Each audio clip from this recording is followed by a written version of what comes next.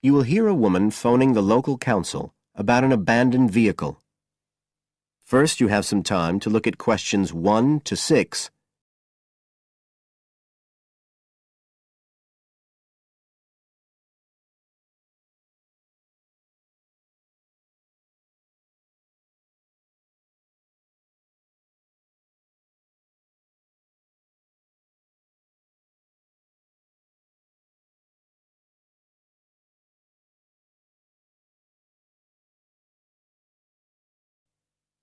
Now we shall begin.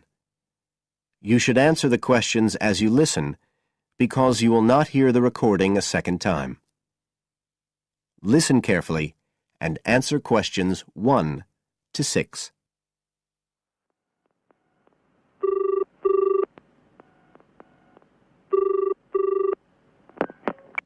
Environmental Health Department, Paul speaking. Oh, hello. I wanted to report a vehicle that's been left parked near where I live. I think it's been abandoned. I wondered if the council could arrange to get it towed away. Have I got through to the right department? Yes, you have. If I could just take a few details. Your name, please? Mrs. Shefford. Thank you. It's not my vehicle, though. I just thought someone ought to report it. No, that's fine. What I need to do is take some details first, then we can decide what to do about the problem. Oh, I see. So the next thing I need to know is your address. Right, it's 41 Lower Green Street, Yes? Barrowdale. And the postcode's WH4 5JP. Fine. And if I could just ask for a telephone number. It's 01778 552387. I'm out quite a lot, but you can just leave a message on the answer phone if you need to. Or I could give you my mobile number. That's all right, don't worry. Now, could you tell me a little more about this vehicle? You say it's been abandoned. Well, it certainly looks like it. Can you give me an idea of where it is? Yes, it's near the main road that goes through Barrowdale. Is that the A69? Yes, that's right. Now, there's the primary school just towards the end of the village, and then next to that, next to the children's playground, there's a field, and it's in there. Oh. I wonder how it got in there. Well, there's a gate to allow farm machinery in and out. I thought something ought to be done about it. The children from the school might start playing in the vehicle and lock themselves in or something. Yes, you were quite right to report it. And what type of vehicle are we talking about here? It's a van, actually. You know, the sort with just a couple of little windows at the back. Right. You don't happen to know the make and model, do you? Oh, yes. I went and had a look and got all the details. I thought you might need them. I'm surprised the school hasn't contacted you about it. Anyway, I wrote the details down. Right. It's a Catala, and the model's a Flyer 2000. Is that Flyer? That's right. Very good. And the colour? Well, it's not all that easy to see because it's absolutely filthy. And actually, it looks as if it's had a paint job at some stage. It's blue, but you can just see white underneath where it's been scratched. Right. Well, I'll just make a note of the present colour, and if you could just tell me the vehicle number. Did you make a note of that? Oh, yes. It's S322GEC. Okay.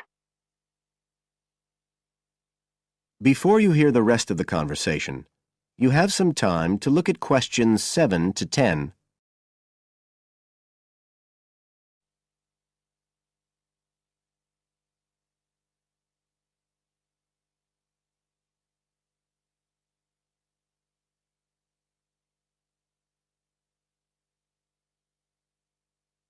Now listen and answer questions 7 to 10. And it sounds as if the general condition of the vehicle isn't too good, from what you say. No, it's pretty poor. It wouldn't be drivable. It's got a flat tyre and there's a crack in the windscreen. I reckon someone just wanted to get rid of it. That's usually the way. It's been there for nearly a week. No, it must be 8 days. I remember it was a Sunday morning when I noticed it. It wasn't there the day before. I walk past it most days on the way to the shops. I'd have thought the school would have reported it. Does the field actually belong to the school? No, it's part of Hill Farm Estate. Right. I'll just make a note of that. And I don't suppose you have any information about who might own the vehicle? No, I've no idea. So what will you do now? Well, we'll come and have a look and see if we can trace the owner. And if we can't, the vehicle will be removed as rapidly as the law permits. It could be anything up to 20 days. One thing I should say, I'm quite sure this doesn't belong to anyone round here. I'd definitely recognise it if it was from someone who lived here. So you don't think it was anyone local? Right. I'd say at a guess we're looking at a stolen vehicle here. I did wonder if it might have been. You hear such a lot about car thieves nowadays. Well, we certainly will be looking into that possibility. Anyway, thank you for contacting us, Mrs. Shefford, and we'll keep you informed of what happens. Right. Thank you very much. Goodbye. Goodbye.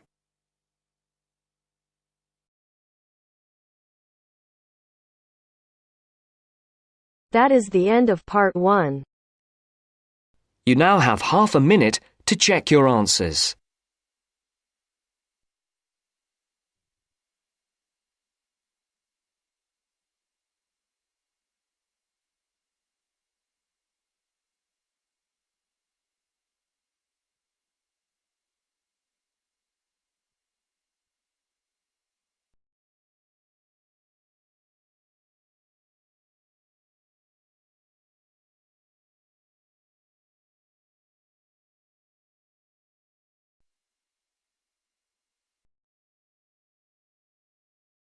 Now turns to part 2. Part 2. You will hear a trainee teacher called Eve talking to her university tutor about her preparations for teaching practice. First, you have some time to look at questions 11 to 15.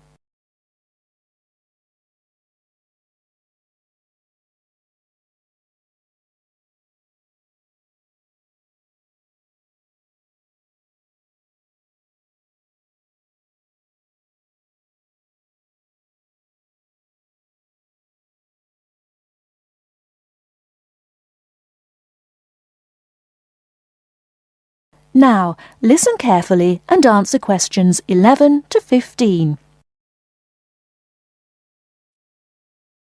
Hello, Eve. Come in and sit down. How's it going? Fine, thanks. I'm looking forward to my teaching practice next week. Good. Now, you've got 2 classes, haven't you? Year 3 and Year 6. Have you done your lesson plans? Well, I've decided to take the topic of renewable energy.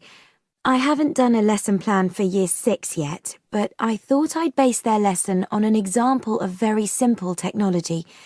So, I've brought this diagram to show you. I got it from the internet. Let's see. A biogas plant. So this is equipment for producing fuel from organic waste? Yes. The smaller container on the left is where you put the waste you've collected. Right, and from there it's piped into the larger tank. That's right. And that's slurry on the base of the larger tank. Right. And what exactly is slurry? It's a mixture of organic waste and water. So is that pipe at the bottom where the water comes in? Yes, it is. As the slurry mixture digests, it produces gas, and that rises to the top of the dome. Then, when it's needed, it can be piped off for use as fuel in homes or factories. It's very simple. I suppose there's some kind of safety valve to prevent pressure build-up? That's the overflow tank. That container on the right. As the slurry expands, some of it flows into that, and then once some of the gas has been piped off, the slurry level goes down again, and the overflow tank empties again. I see. Well, I think that's suitably simple for the age level it's for. I look forward to seeing the whole lesson plan. Thanks. And can I show you my ideas for the Year 3 lesson? Of course. Let's Before you hear the rest of the talk, you have some time to look at questions 16 to 20.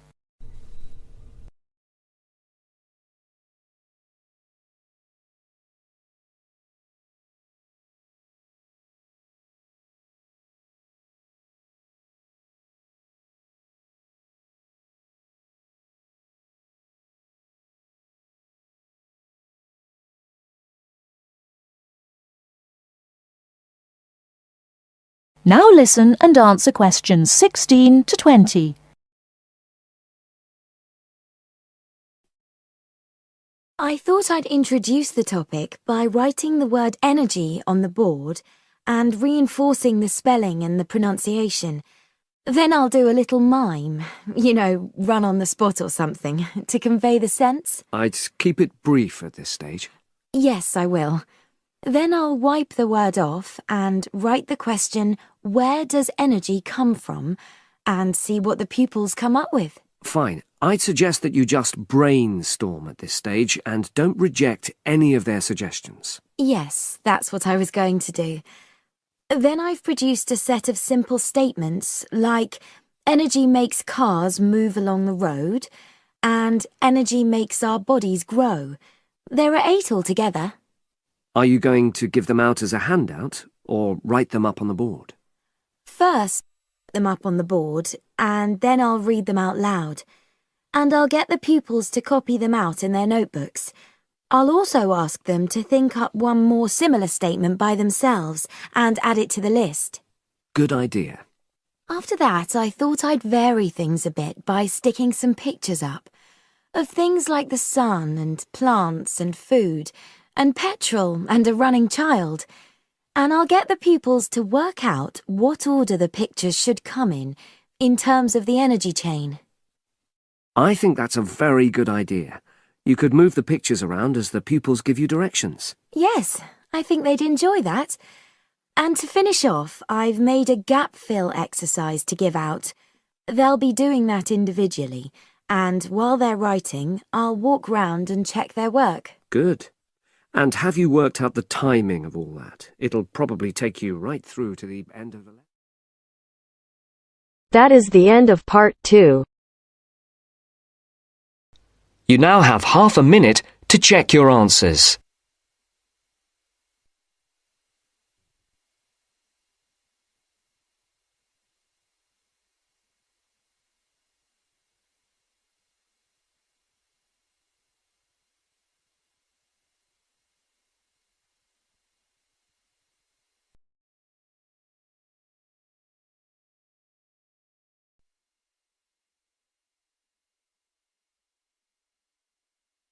Now turns to part 3. Part 3. You'll hear a woman calling Laverton Arts Centre for some information. First, you have some time to look at questions 21 to 26.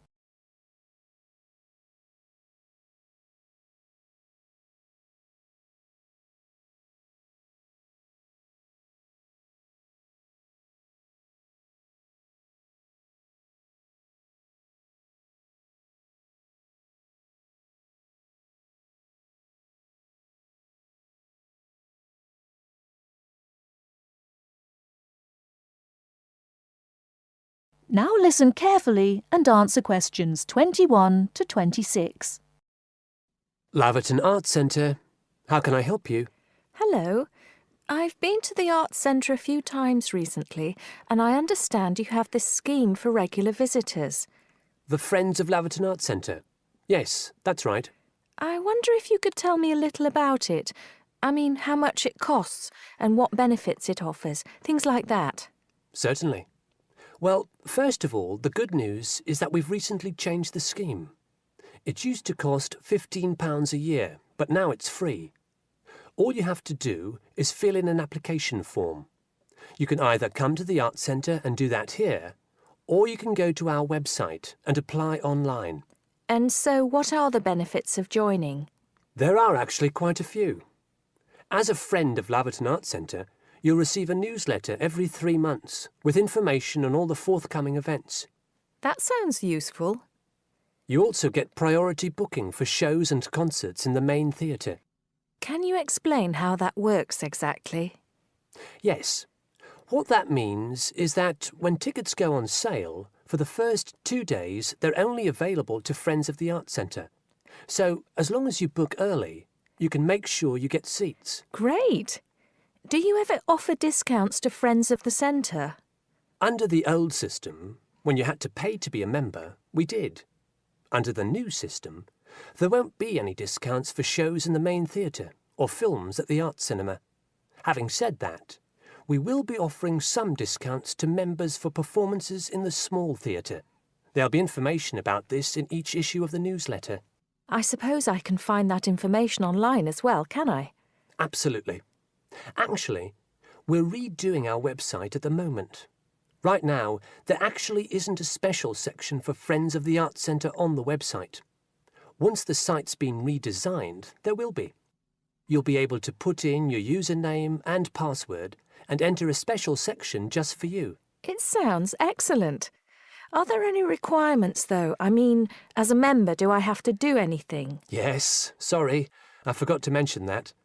There are no formal requirements at all, though obviously we have this scheme to encourage people to attend events here regularly. So we ask that you attend at least 4 events a year, whatever they are, if you possibly can. Nobody's going to count, though, and it's totally up to you. That sounds fair enough.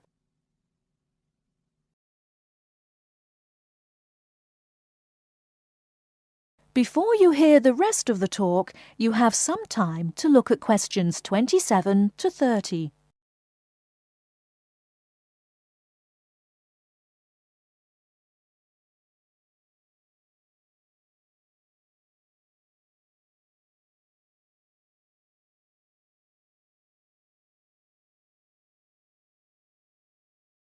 Now listen and answer questions 27 to 30.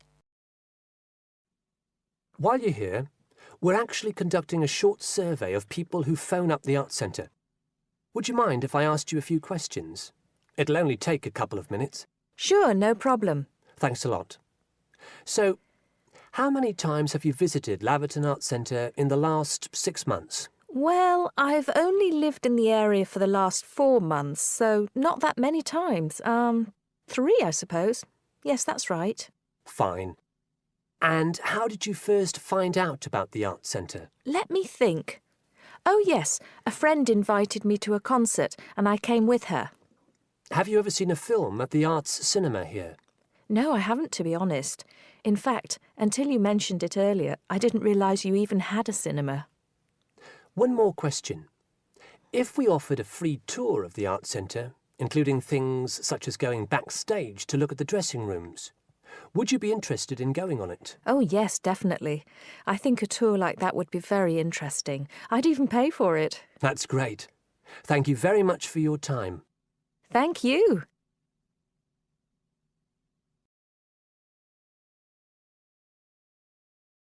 That is the end of part 3. You now have half a minute to check your answers.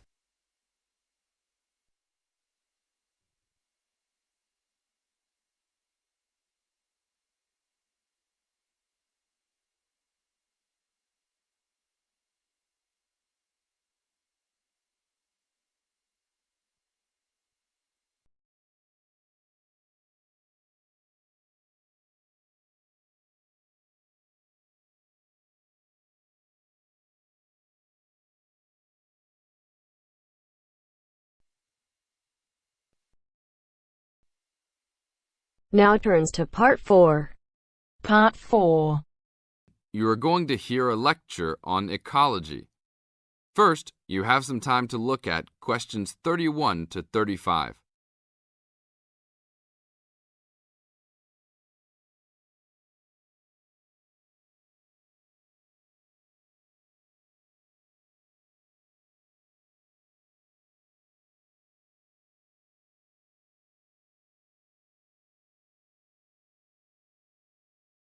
Now listen to the tape and answer the questions. Good afternoon. I'd like to turn it over to Dr. Carey, who will talk about the programme in restoration ecology. Thanks, Chris. A lot of people think that human beings can do whatever they want to the environment. But as Aldo Leopold taught, land is a system of interdependent parts which should be regarded as a community and not a commodity. Well, that idea has influenced what we teach here in our program, where students come from all over the world to learn about restoring native plant communities back into an ecologically natural state. This field is therefore a combination of formal science with practical applications, and that is quite attractive to many people. We have students, for example, from many different nations who come just to take part in this unique program. Our location is also quite unique. We have the world's oldest restored native plant community in Curtis Prairie at the Wisconsin Arboretum. Some say that this is proof that the science of restoration ecology was birthed in Wisconsin. Well, that may be oversimplified, but our reputation is strong. But students don't have to study prairies only. One student, Edmund Mukala from the Congo, came to study restoring ancient wetlands in the Congo using knowledge gained from historic samples of the soil seed bank. Not all the seeds survived, but some can remain dormant for many years. Mr. Mukala wanted to find out what type of community would be most similar to that ancient seed bank. He has recently returned to the Congo and is now cooperating with the government to implement his findings.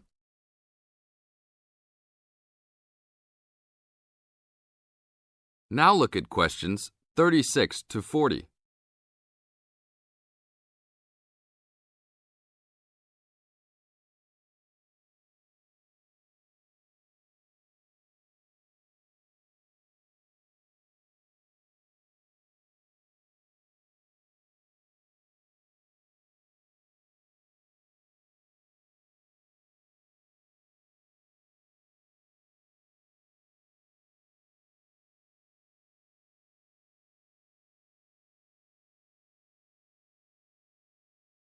As the talk continues, answer questions 36 to 40.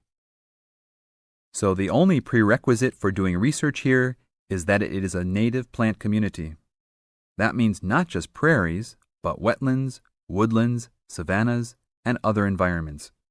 We're proud of the diversity of research topics in our program. And we continue to grow. This year we have 32 new students from 8 different countries.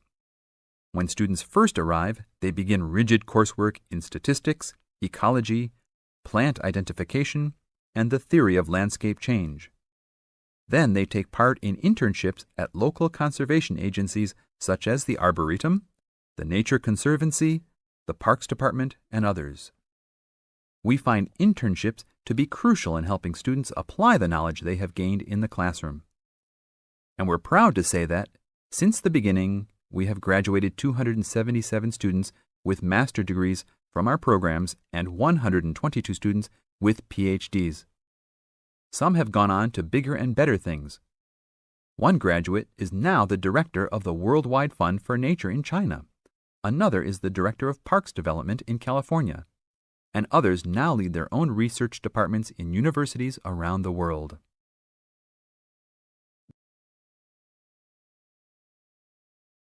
That is the end of part 4.